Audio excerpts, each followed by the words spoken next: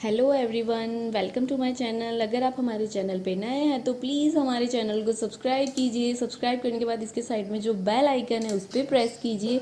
यहाँ आपको ऑल का ऑप्शन मिलेगा, उस पर सेलेक्ट कीजिए सो दैट हमारे नए वीडियोस की अपडेट आपको मिलती रहेगी।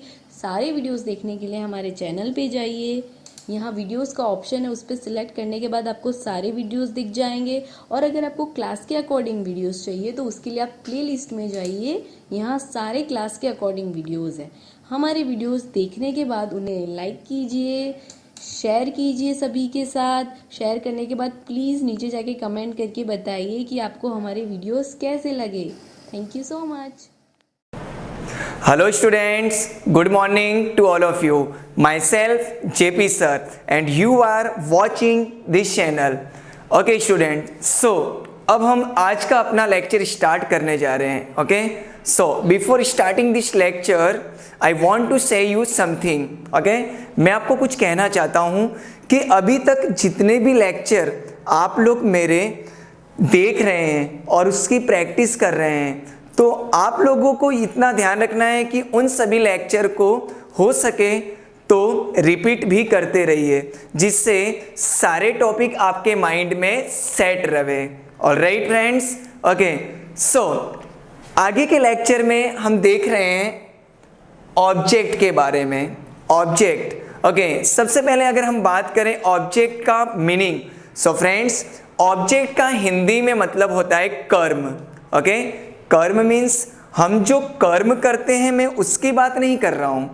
कर्म मीन्स ये ऑब्जेक्ट का हिंदी में मीनिंग होता है. ऑलराइट, सो आइए देखते हैं कि कर्म किसे कहते हैं. दैट मीन्स ऑब्जेक्ट किसे कहते हैं. ओके, जैसा कि मैंने कल के लेक्चर में आप सभी को समझाया था कि ये जो टॉपिक है subject, verb and object, okay, ये तीनों टॉपिक में सभी लोगों का अलग अलग तरीका है समझाने का. बट फ्रेंड्स मैं कोशिश करूंगा कि आपको इजी से इजी तरीके से सिखाया जाए. ओके, सो हमारा टारगेट यही है कि आप subject, verb and object in तीनों के बारे में आसानी से समझ सके, जिससे इन फ्यूचर में आपको किसी भी सेंटेंस में कहीं भी इन तीन टॉपिक को समझने में प्रॉब्लम ना हो. समझने मेरी बात. दैट मीन्स जैसा कि मैंने आपको पहले भी कहा था, मोस्टली स्टूडेंट्स को इसमें प्रॉब्लम होती है कि सर सब्जेक्ट क्या है, वर्ब क्या है और ऑब्जेक्ट क्या है. ऐसे तो सब्जेक्ट इजीली वे लोग पहचान लेते हैं, वर्ब में थोड़ी सी प्रॉब्लम होती है, और ऑब्जेक्ट ये हमारा ऐसा टॉपिक है जिसमें अमुक लोग अक्सर कंफ्यूज रहते हैं. बट फ्रेंड्स आज मैं जो आपको सिखाने जा रहा हूं बिल्कुल आसान तरीके से बताने जा रहा हूं, जिससे आप कभी भी ऑब्जेक्ट को पहचानने में आपको कहीं भी प्रॉब्लम नहीं होगी. बट आपको उसे ध्यान से सुनना होगा.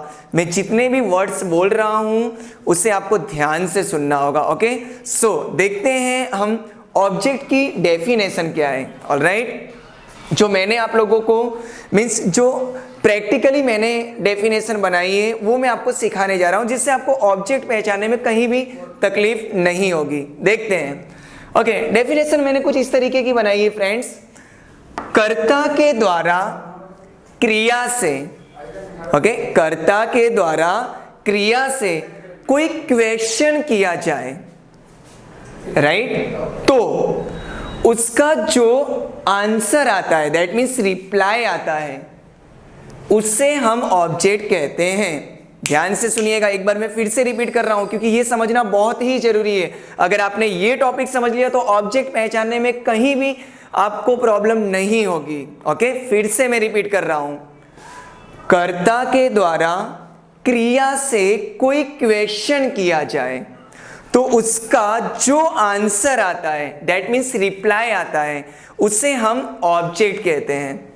मेरी बात आप लोगों को समझ में आ रही है. ओके, सो इसे कंप्लीट समझने के लिए हम कुछ एग्जांपल्स देखते हैं, जिससे आपको और भी बेटर तरीके से आएगा. Okay, now we will see the 5 examples. Okay, so first example is, जो मैंने आपको, इससे तो मैं आपको बता दूं कि हमारा ये टॉपिक क्या है कि मैं आपको हिंदी में सेंटेंस, सब्जेक्ट और वर्ब में मैंने लिखा था. सो ऑब्जेक्ट में भी मैं आपको हिंदी में ही सेंटेंस लिखा हूँ, लेकिन हम इसका इंग्लिश ट्रांसलेट करके भी देख लेंगे, राइट। बट मैंने आपको जैसा कि पहले कहा था कि अभी ये जो हमारा टॉपिक चल रहा है वो ट्रांसलेशन के ऊपर नहीं है। मेरी बात आप समझ रहे हैं? Means subject, verb and object, ये जो 3 टॉपिक में पिछले कुछ लेक्चर से आप लोगों को सिखा रहा हूँ वो ट्रांसलेशन के बेस पे नहीं है। हमारा टारगेट ये है कि आप सब्जेक्ट, वर्ब और ऑब्जेक्ट को पहचानना सीख लें। एटलीस्ट अगर आपको पहचानने आ गया सो फ्रेंड्स आगे के टेंस जो हम सीखने वाले हैं उसमें हमें कहीं भी प्रॉब्लम नहीं होने वाली है, राइट। सो इसे पहचानना जरूरी है। तो दोस्तों देखते हैं कुछ एग्जाम्पल यहाँ पे लिखा है मैंने ऑब्जेक्ट के लिए। मैं अंग्रेजी सिखाता हूँ।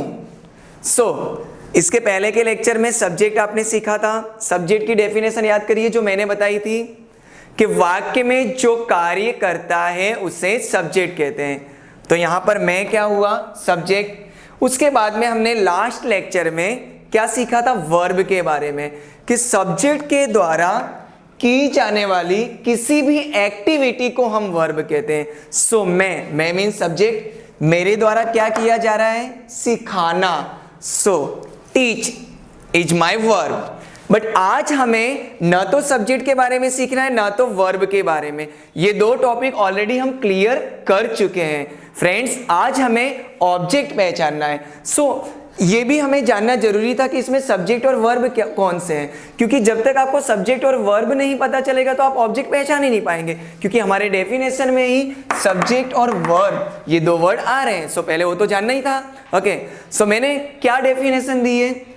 कर्ता के द्वारा क्रिया से कोई क्वेश्चन किया जाए, मीन्स कर्ता इसमें क्या है? मैं। क्रिया क्या है? सिखाना। अब इससे क्वेश्चन करना है तो उसका जो आंसर आएगा दैट इज ऑब्जेक्ट। देखते हैं, प्रैक्टिकली बता रहा हूं। मैं अंग्रेजी सिखाता हूं। अब मैं सब्जेक्ट हुआ। अब मैं क्रिया से, मतलब मैं मीन्स मैं खुद क्रिया से क्वेश्चन पूछूंगा और उसका जो आंसर आएगा वही हमारा ऑब्जेक्ट होगा।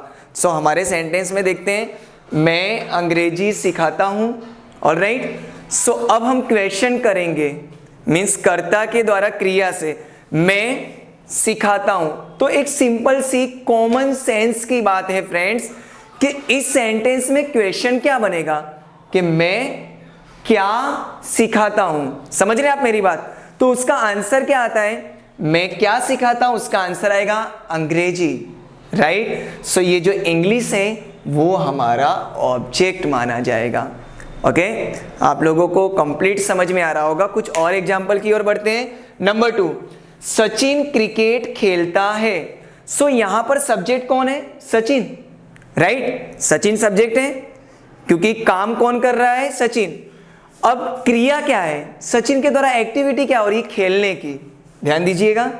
ओके, अब हमें सब्जेक्ट के द्वारा क्रिया से क्वेश्चन करना है। तो देखते हैं इस सेंटेंस में क्या क्वेश्चन बनेगा। बिल्कुल कॉमन सेंस की बात है। अगर किसी स्टूडेंट से पूछा जाए तो बिल्कुल इजीली वो बता देगा कि सर इसमें क्वेश्चन एक ही बनता है कि सचिन क्या खेलता है। ओके, सचिन क्या खेलता है। आंसर क्या आ रहा है? Cricket. Okay, cricket is object. समझ रहे हैं? नंबर 3, हम सभी गरीब व्यक्ति की मदद करते हैं, राइट। हम सभी गरीब व्यक्ति की क्या करते हैं? मदद करते हैं। इसमें सब्जेक्ट क्या है? हम सभी।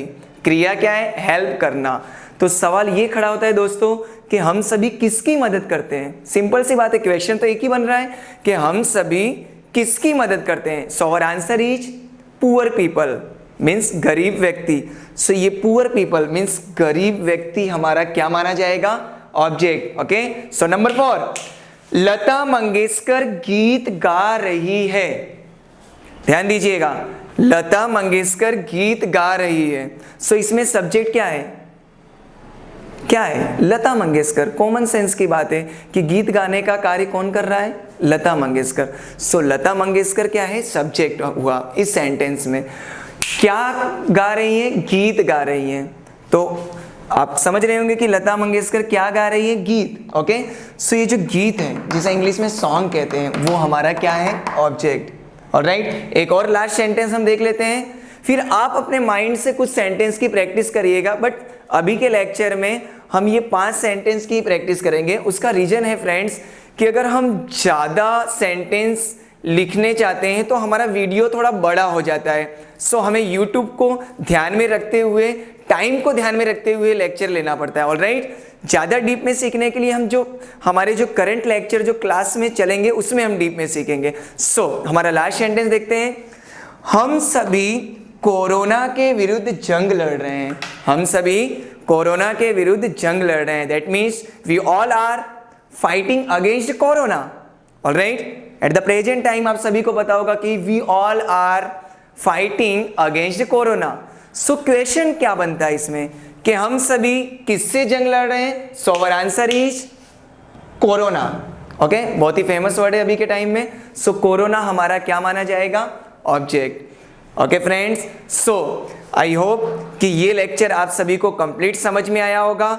वंस अगेन एक बार मैं फिर से आपको बताना चाहता हूं कि अभी तक हमारे चैनल को जिन लोगों ने सब्सक्राइब नहीं किया है सो प्लीज़ उसे पहले सब्सक्राइब करिए। और प्लेलिस्ट में इंग्लिश ग्रामर करके टॉपिक है, एक कॉलम बनाया गया है, वहां पर हमारे सारे लेक्चर्स अपलोड किए जा रहे हैं। और फ्रेंड्स, अगर आपको मेरे लेक्चर्स या इंग्लिश के लेक्चर पसंद आ रहे हैं, दैट मीन्स समझ में आ रहे हैं, तो आप उसे लाइक्स, शेयर एंड कमेंट्स जरूर करिए, जिससे हमें आइडिया आ सके कि आप लोगों को कितना समझ में आ रहा है। Okay, thank you so much.